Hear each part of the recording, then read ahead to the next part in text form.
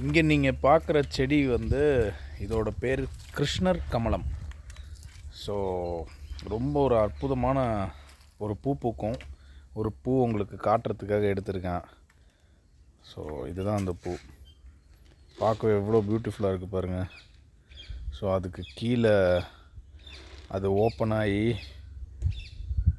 அதோட சின்ன சின்ன விஷயங்களும் எப்படி ஒரு க்ரியேட்டிவிட்டியாக இருக்குது பாருங்கள். அதோட பெட்டல்ஸு உள்ளே இருக்கோட அது சின்ன சின்ன கலரிங்ஸ். இதில் இந்த ஒரு 5 பீசஸ் இருக்குது பார்த்தீங்களா, ஒரு எல்லோ கலரில் ஒரு குட்டி எறும்பு ஓடிட்டுருக்குங்க.